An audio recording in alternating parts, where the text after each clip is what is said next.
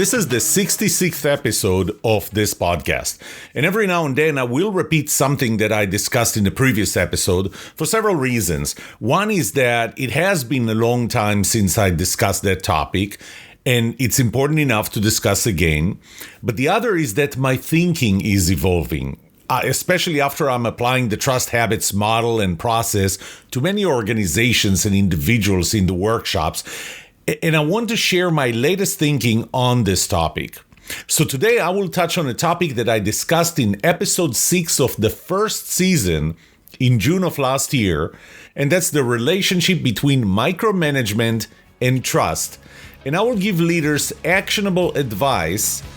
And I can promise you that some of that is not advice that you would expect or even want to hear, but you should.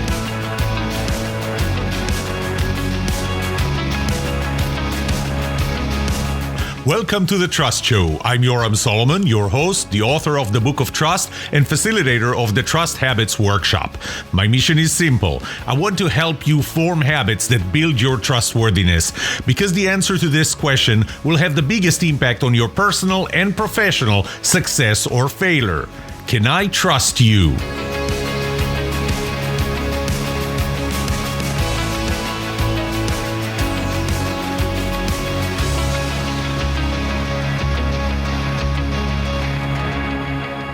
My sixth law of trust is that trust is reciprocal. And this is one example where it's reciprocal. And so I want to talk about this cycle. And I'll talk about the opposite cycle too. The cycle is the cycle between trust and autonomy. And the way the cycle starts is that the leader trusts the employee. What I found is that leaders will give their employees autonomy.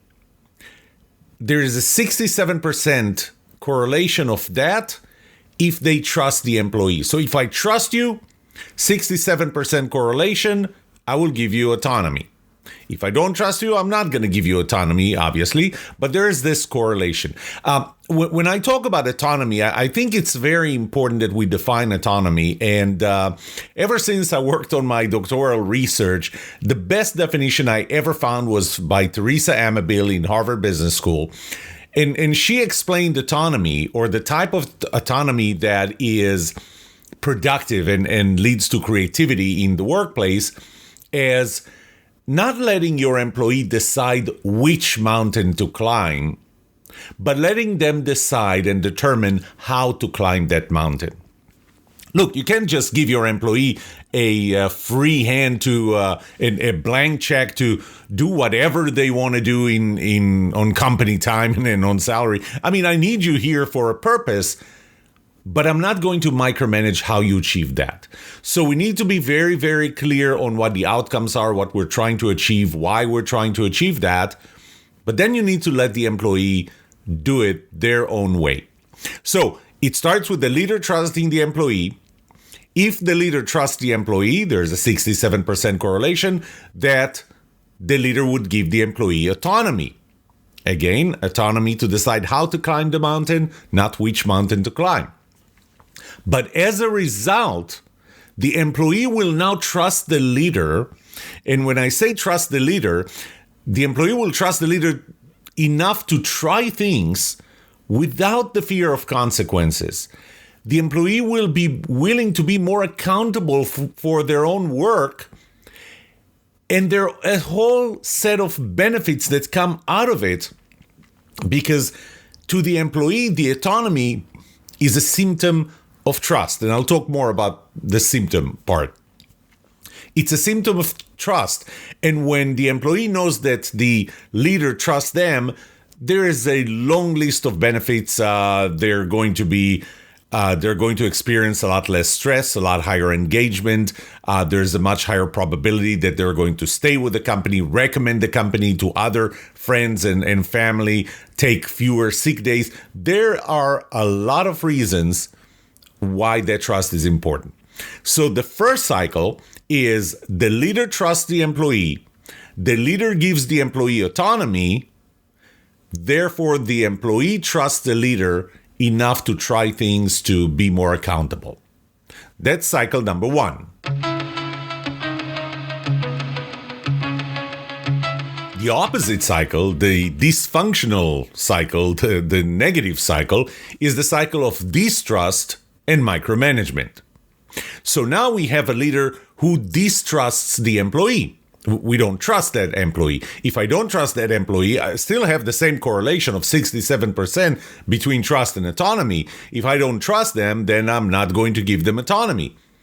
What am I going to give instead? I'm going to give bureaucracy. I'm going to give them rules, formalization. I want you to show me what you do before you send it out to a client.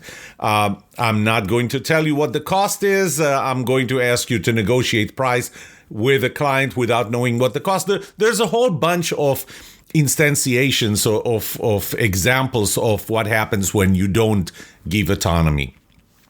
One reason for that is wanting to have power.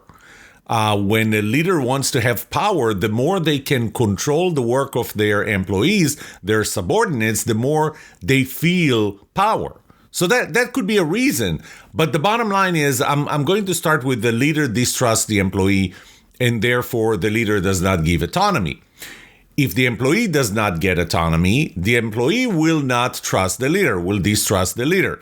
Now the employee will be afraid to try things because they are not trusting the leader. They experience fear of the consequences. So I'm afraid of the consequences of failure, so I'm not going to try anything. I'm not going to be accountable because I'm afraid to take responsibility when my leader micromanages everything that I do, and maybe not the way I would want to do it. I will do exactly what my boss or what the policy or the rule or process says, even if I know it's the wrong thing to do, because I don't get in trouble for following the rules or doing exactly what my boss said, even if it led to a negative consequences. I can always go back and say, hey, that's exactly what you told me to do. And that's an attitude that I call CYA attitude. So the cycle here is that the leader starts by distrusting the employee, therefore not giving them autonomy or giving them bureaucracy, instead micromanaging them.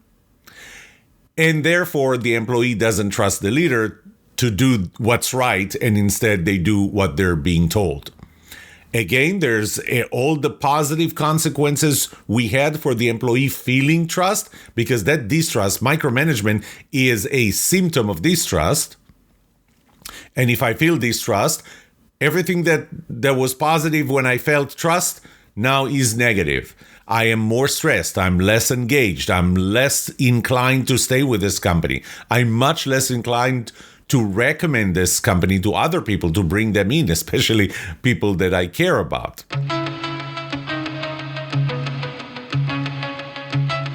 Doesn't matter how I look at it, trust and trustworthiness will always remain things that are hard to measure. They're hard to measure. It's, when you ask, how much do you trust your boss? It's kind of hard to measure it. Or how much do you think that your boss trusts you? It's hard to measure. And so I look at things that are symptoms or trailing indicators that indicate whether trustworthiness or trust exists.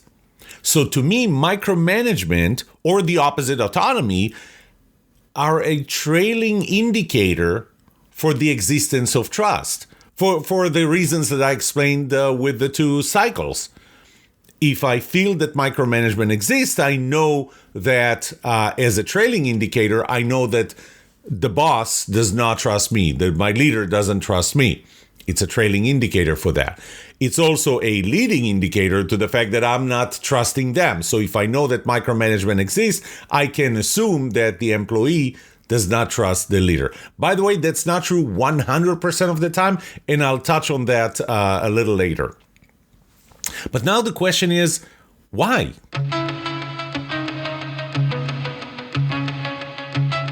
And to answer this question, I'll go back to a study that I did in 2018 when I asked the question, what is the most important quality for you in another person?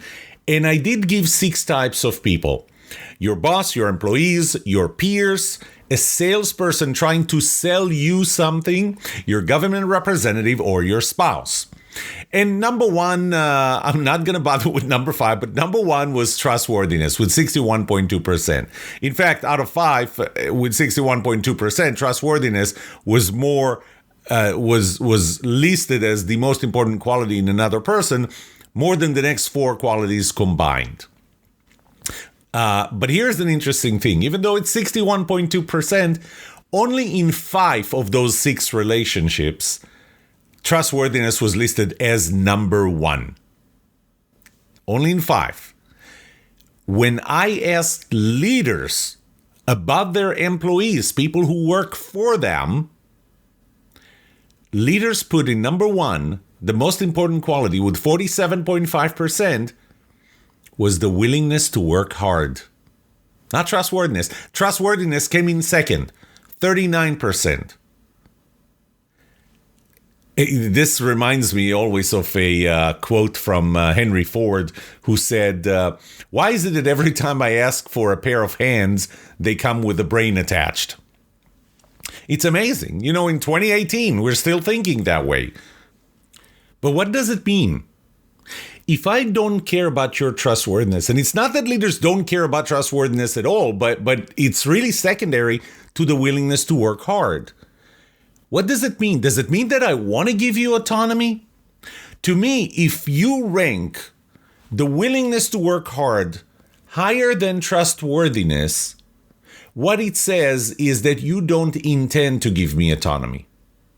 What it says to me is that you do want me to continue and follow what your instructions are to the letter, work hard in doing that, more than you really want to trust me to decide how I'm going to do it. What if the way I'm going to do it is not going to be working hard? It's going to be working smart. Well, you just told me that you care more about my willingness to work hard than my willingness to than my trustworthiness or my willingness to make my own decisions and maybe find a smarter way rather than a harder way to do things. So if leaders don't rank trustworthiness high, to me that means that they don't intend or want to give autonomy. That doesn't come natural to them. By the way, when I asked employees on the flip side, employees rated or ranked trustworthiness of their leaders with 60% as the most important quality. It was the most important quality for them. But something else was interesting, was that employees of all the 6 relationships, employees graded the willingness to take risk, their boss's willingness to take risk, at 20%, but at 20%, it was still 3 times higher than any other of the 6 relationships. So employees gave a high ranking, relatively high ranking, to their boss's willingness to take risk. What risk do you think that employees wanted their boss to take? It's a risk on them. They want their boss to take a risk in giving them autonomy. So this kind of completes that cycle. It makes more sense. We know now that bosses micromanage because that's what they want to do. They do that, and you know that they do that because they don't rate the trustworthiness of their employees very high. And if they don't rate it as a high quality, what they're telling you is that they don't intend to trust the employee. And if you don't trust the employee, remember the first cycles that I described, then you're not going to give autonomy, but you don't have to.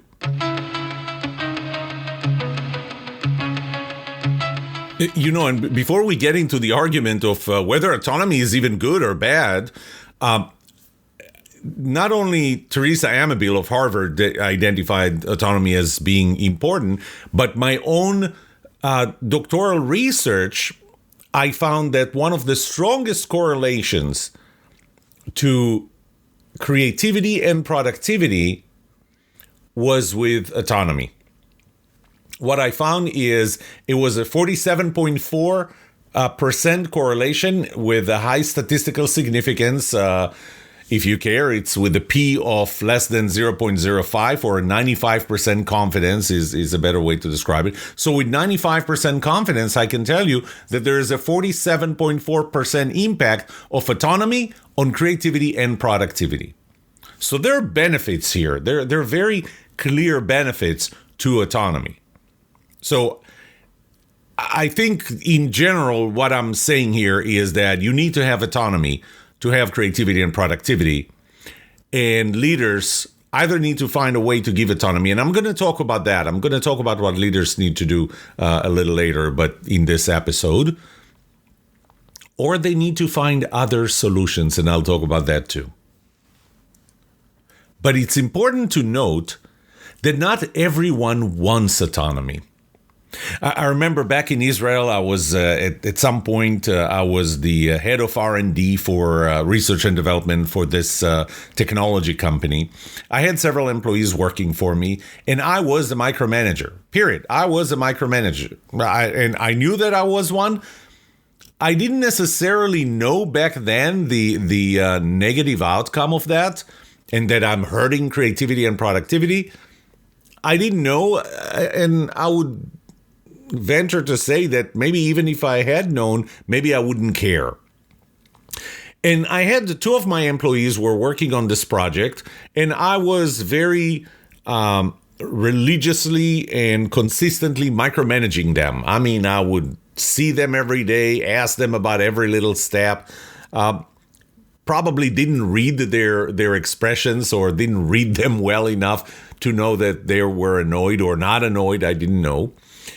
And the thing is that at that time, my workload became so high that I just couldn't. I couldn't micromanage them. I didn't have the time to manage them. And by the way, believe me when I tell you, I thought I was being a bad boss if I can't micromanage them, if I cannot micromanage them.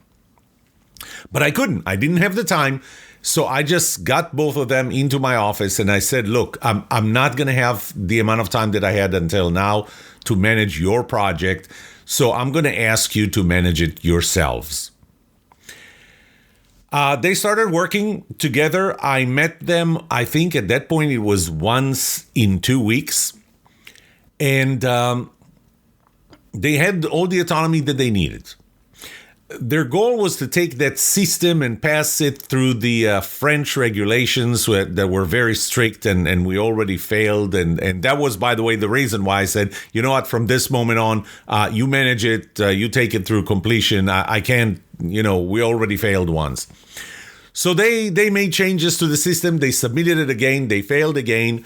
They came back. I asked them, what did we learn? What do we know? What changes are you going to do? Go do it. And they went on to do it again without me micromanaging. And again, I'll tell you, it did not feel well. It did not feel good for me to not be able to micromanage them. But I didn't have the time. There was no option for me. Then they submitted the second time and they passed. And after they passed, I brought them into my office. And I think one of the most fortunate things that I learned from was that I brought them into my office separately. I brought the first one and I asked him, so how was the experience when, I didn't have the time to micromanage you, so you had to do your own thing? He was thrilled. He enjoyed it. It was great for him. It was a learning experience for me, but the second one was also a learning experience, because when I asked the second one, and again, fortunately, individually, so he wasn't there in the room when the first one said how thrilled and excited he was by having the autonomy over this project. The second one said, I felt like you were dumping your responsibilities on us, just like a hot potato. You took this hot potato of passing the French regulations and you dropped it in our lap, and you took your own responsibility away from this project. That was eye-opening because it made me realize, one, that, eventually it really worked, because that autonomy, they ended up passing the regulation. So was it because of the autonomy? I don't know, but they did pass. And when I wrote the book of trust, I found a study that was conducted at the Liverpool Hope University School of Business in 2014. And they asked about how important is work autonomy to you. They asked employees. I don't remember how many employees. 78% of the employees said that work autonomy was important to them. 78% said that it was important to them. It also showed a strong positive effect on creativity and productivity, which is something that Teresa Amabil found, and I found in my study, I found the 47.4% correlation. Not everybody wanted autonomy. 78% wanted autonomy. It's no doubt, it's 3 out of 4 people, but it's not 4 out of 4 people. So that's something to also keep in mind. Not everybody wants autonomy. In fact, one of the more recent works of Pat Lencioni, and I'll refer you to him, The Working Genius, where he talks about 6 roles in or 6 geniuses. And I know I took his self-assessment, and to me, the 2 geniuses were being an inventor and being a discerner. But there are people whose role is to execute, or it's not that it's their role as much as this is what they like to do.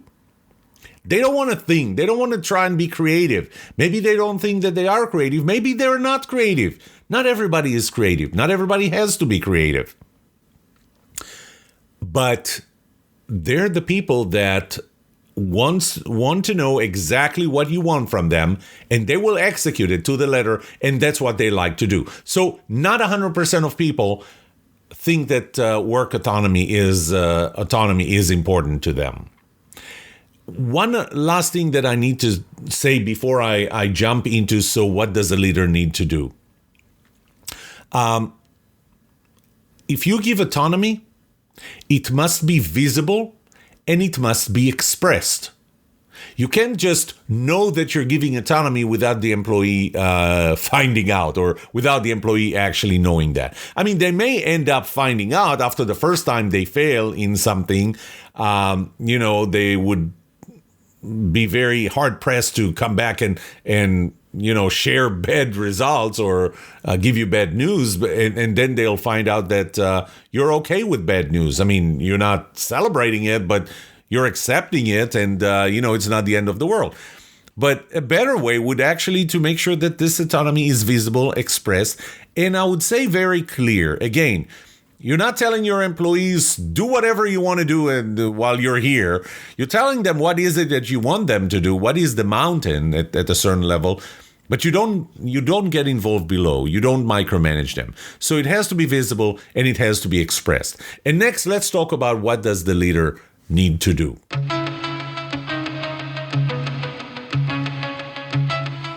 Obviously, that what the leader needs to do is give autonomy and not micromanage. And the reason I'm saying that is because, well, for 78% of employees, that's what they need to be creative and productive. And research showed that. But can the leader give autonomy? So I'll go back to how I started the episode. The leader would only give autonomy, 67% correlation with whether the leader trusts the employee. So do you trust the employee that you know you need to give autonomy to? Now, in some roles, again, autonomy is not needed. In fact, autonomy is bad. You want them to do exactly what they need to do, especially in kind of a checklist jobs where you have to do step 1, 2, 3, 4. You don't create anything. You don't use creativity. But even productivity, by the way, is affected by autonomy. So let's go to roles and to employees that need autonomy. Okay, 78% of employees value autonomy, need autonomy. Autonomy leads to creativity and productivity. So we want to give autonomy, but the leader will never give autonomy if they don't trust that employee. What would make them trust the employee? Well, I'll go back to the trust law number 8, and that's trust is a 2-person game. The level of trust that the leader has in their employee is the product of the leader's trustability. the leader's willingness to trust people in general, or whatever category you're going to put this employee in, still relatively general, and the specific employee's trustworthiness. Now, there is no such thing as the trustability in a specific employee. No, that's the trustworthiness. Trustability of the leader's trustability is the leader's willingness to trust people in general, or the leader's willingness to trust whatever group or category you're going to put this employee in. So the reason the leader is not going to trust the employee could be one of two. The employee cannot be trusted, an untrustworthy employee, or the leader has low trustability. So let's start with the first one, the untrustworthy employee. If the leader, and again, I'm going to go back, trust to this is trust law number 3, trust is personal, but trust is relative. There is no such thing as someone who's trustworthy by everyone, except maybe Walter Cronkite, and even he was only ranked, I think, 78%, I think, maybe, back in 1972 as the most trusted person in America. Nobody is going to be trusted by everyone. You can't be trusted by everyone. In fact, and I'll go back to trust law number 3, the same behavior that can cause one person to trust you can cause another person to distrust you. So when I'm asking whether the employee is trustworthy or not, it has to be through the eyes of that leader. Once we isolated the leader's trustability in general, which is what I'll talk about next. So what if the employee is untrustworthy through the eyes of that specific leader? The question to ask is, can it be fixed? Let's break it down. What are the components? Competence. The leader does not think the employee is competent. Can it be fixed? Well, it depends on why. Is the employee not competent because they don't have enough training? Give them training. Give them training, then you're going to trust them, then you're going to give them autonomy and not micromanage them. Do they not have the right certification? Well, should they get the right certification? Do they not finish things on time? That's going to be a little more problematic, and maybe that's not part of competence. Maybe I'll leave this to personality compatibility. You'll see the different specific items can fall into more than one category or multiple categories at the same time. So competence, ask yourself, do you not think that this employee is competent? If not, why? Can it be fixed? Can you do something about it? If the answer is no, we got a problem. The problem is not the leader's unwillingness to give autonomy and the leader's desire to micromanage. It's the leader doesn't think the employee is competent and the leader is not doing anything about it. Next, time and intimacy. That's relatively an easy one, except it takes time and it takes intimacy to resolve. Sometimes we don't trust someone because we don't interact with them frequently enough, for long enough, on a regular basis, and not in person, face to face, where, again, for me to trust you, I need to hear what you say, to see what you say, and see the consistency. And as Albert Mehrabian said, when the words and the message carried within them, between them, through your body language, are inconsistent, people distrust you. So it's on me as a leader to meet with that employee more frequently, more in person. That would help build trust, as long as that employee is trustworthy. Because guess what? When you increase time, you increase intimacy, you increase the probability and the speed in which you're going to see if that employee is someone you can trust. The component of symmetry is a little tricky in a relationship between a leader and an employee, because it is the relationship is asymmetrical by definition. But there is symmetry by the fact that we're on the same side. We're following the same vision. We believe in the same mission. There is an enemy on the other side, and the enemy can be the market, the competition, budget, whatever. But we put the enemy on the other side. So it's tricky because there is an asymmetry inherent to a relationship between a leader and an employee. But there are a lot of components of symmetry that can be implemented by the leader and verbalized and communicated by the leader to make the employee feel that you're on the same side.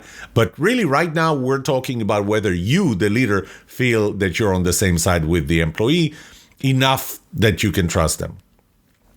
Now, it gets even trickier when we start talking about personality, compatibility, and positivity, because this is very, very personal. If there is something, and by the way, I'll go back to one of my studies. I found that the highest correlation to trust is shared values. That was 86% correlation I found between trust and shared values. And so if I don't feel that we share values, we need to discuss it. Now, by values, I don't necessarily mean where do we stand on guns and abortion and immigration or education. No, those are not necessarily the values that I'm talking about. Although, if for the leader or the employee, those do rise up to the higher priority and they are at odds with one another, then we do have an issue. Also, we need to keep in mind that personality compatibility doesn't mean that we're the same. It means that we are compatible. We can be complementary and as a result be compatible. So this is why I'm using compatibility and not really shared values as the only thing. I remember one of my bosses, every time I would bring something to her, she would immediately have an allergic reaction to it. She would immediately say no. And the reason she would immediately say no was because for me, I like when somebody wants something from me, I like them to start with the bottom line. It gives me context. Then I ask them, tell me why. Why do you think that's the right thing? But at least I have context. For her, it was the other way around. When I gave her the bottom line, she did not see my thinking process and she had the allergic reaction because it came out of the blue to her. So she wanted me to start by sharing my thought process and only end with the bottom line. This is not a value, but this is a behavior thing. This is a personality thing. And we were different. And what I found, by the way, was that if I remember correctly, 76% of people want to get the bottom line first. I'm sorry, 72% want to get the bottom line first. 16% want to get it last. But when you start correlating all the combinations of people, you're going to find that 75% of people would be on the same side of this argument or don't care. But 25% of them are going to be at odds over that and therefore not trust each other. So the easiest way to do that is really what I did. And that's, I discussed it with her. I asked her, do you want to get the bottom line first or last? And she said, I want you to take me through your thought process first and then get to the bottom line. I changed how I did that. And guess what? She started trusting me from that moment on. So you can discuss, you can resolve these differences. What happens when you can't resolve it? What happens when there is a competency issue that cannot be resolved? If the employee, the reasons that I cannot trust the employee, that I as a leader see the employee as untrustworthy, if the reason cannot be fixed, if I stay in this relationship, I need to know that I'm making a conscious decision to not have a high level of creativity and productivity. Because I don't trust them, I'm not going to give them autonomy. I'm going to micromanage them. By the way, it takes a toll on me as well, on my time, on my energy. And I don't get the level of creativity and productivity that I should get if I did give them autonomy and not micromanage them.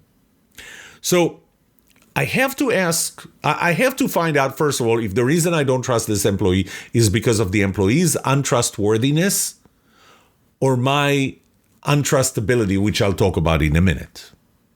And if it's the employee untrustworthiness, in my eyes, I have to see if I can fix it.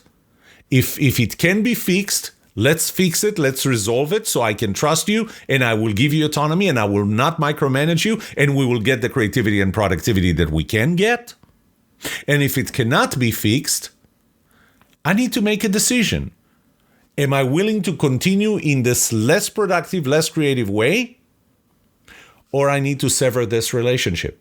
I know that's not how we think. We can sever relationships. But there is no magic in this. I'm making a decision for the organization to not be creative and productive by keeping an employee that I can't trust and can't help them fix that relationship.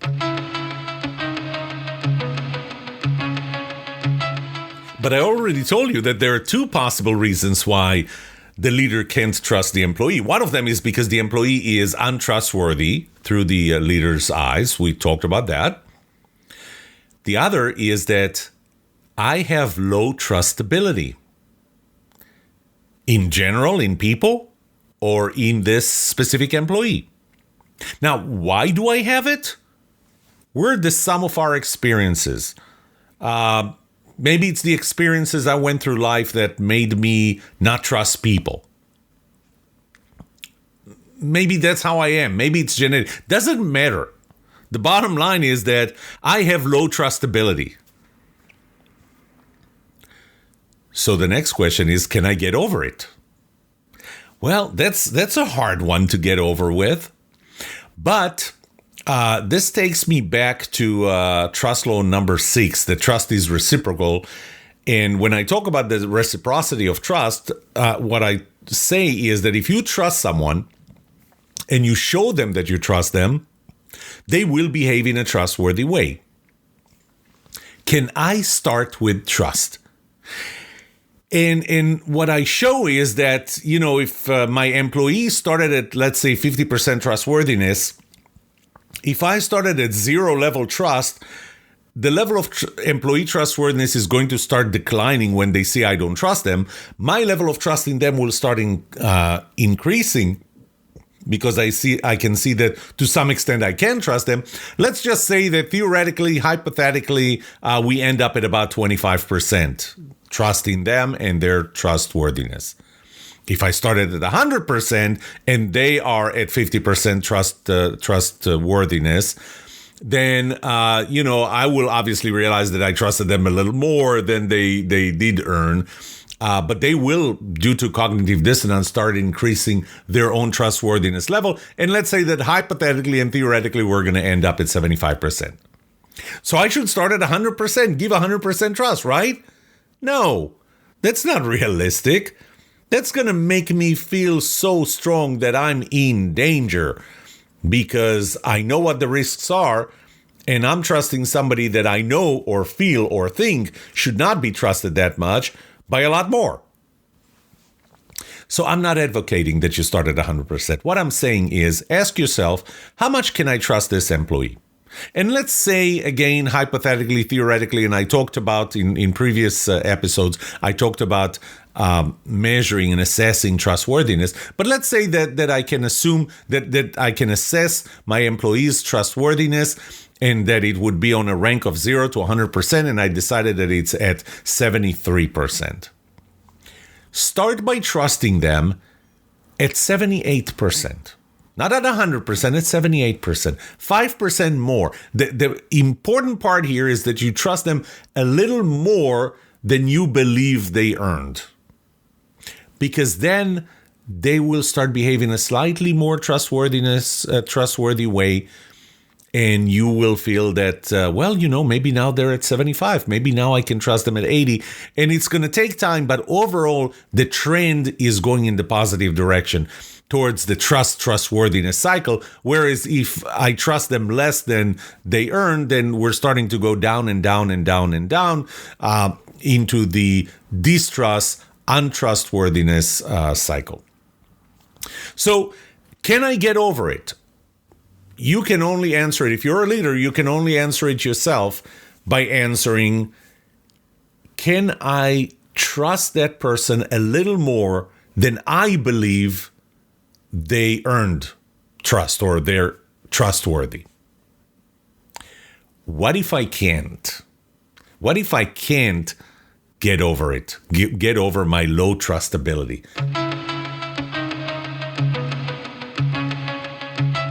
Back in 2005, that boss of mine sent me to the Center for Creative Leadership in Colorado Springs for a week worth of leadership training. Now, I don't know if there was a hidden message or not so hidden message in that, but she did send me there. I did go there for a week. And at that time, I was running a business unit that was generating about $90 million a year in revenue with 89 people, 4 of which were directly reporting to me. And I would say that there was a trust issue. And maybe part of it was because of time and intimacy, and maybe there are other reasons, and I'm not going to try and dig into that right now. But the bottom line was that after a week of going over all of the assessments that we've done before the event, the self-assessments, the 360 assessment. There are a lot of assessments going into that program. But in the last day, Friday morning, I sat down with a psychologist, with an organizational psychologist. I didn't have any psychological issues. But actually, I would say we all have psychological issues all the time. But I sat with the psychologist, and she suggested that we frame our discussion around the question.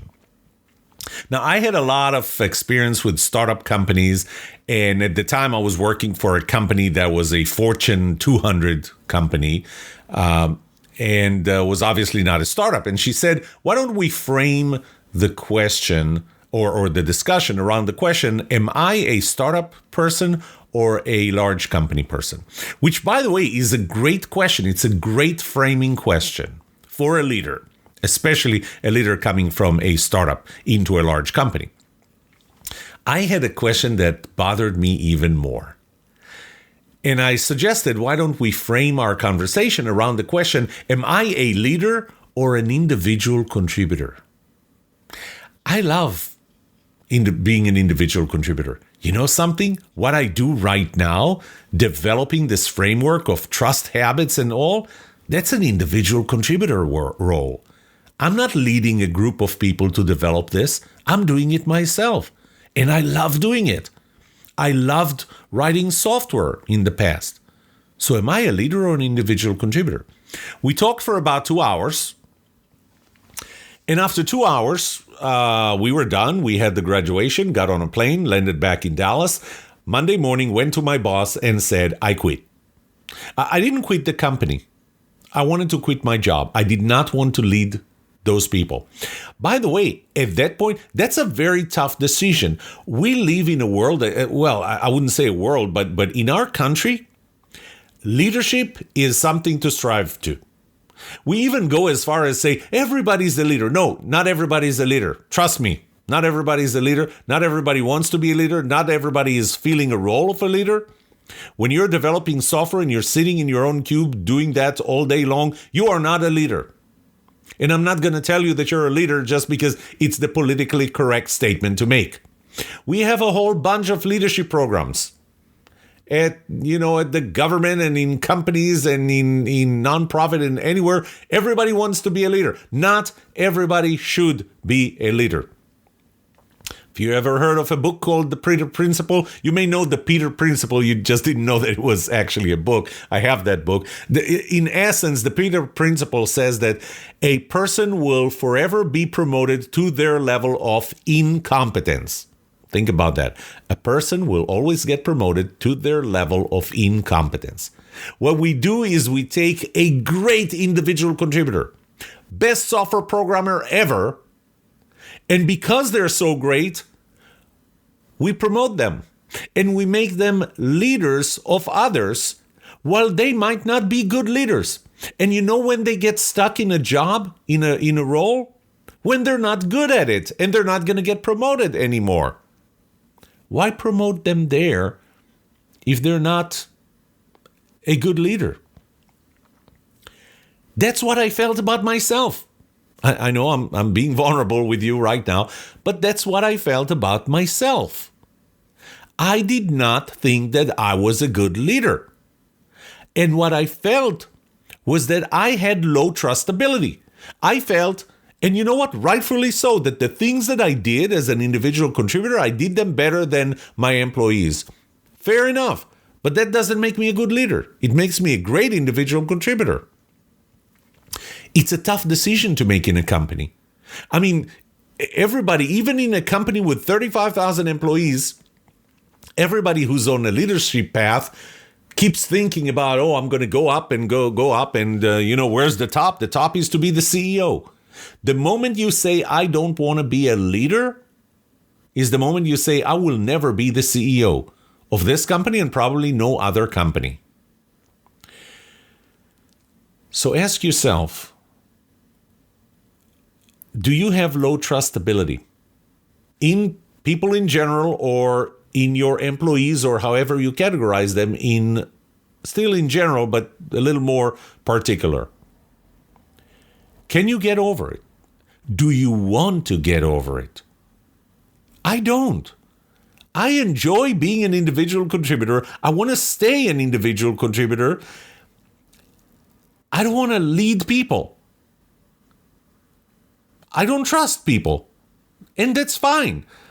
People sometimes tell me, wait, how come you don't trust people if you're such an expert on trust? Well, obviously the first answer is exactly because of that. But really the reason is because I have low trustability. I have high blood pressure, high cholesterol, but low trustability. That's who I am. Do I want to change it? No. Do I have to change it? No. I just found what I do. I found my passion in being an individual contributor, and that's what I want to do. Ask yourself the same question. Do you trust people? And if the answer is no, do you not trust them because they're untrustworthy or because you have low trustability? I mean, if you don't trust one person, it's probably because they're untrustworthy. If you don't trust a group of people, you probably have low trustability. And then ask yourself, can I get over it? Do I want to get over it? And if the answer is no, don't try to be a leader. And this is kind of supposed to be the second title or subtitle for this podcast episode. And that's people with low trustability should not be leaders. This is the end of the 66th episode, which is also the last in season 6. This is episode 12 of season 6. We're going to take a 1-week break, and season 7 will begin in October 2nd.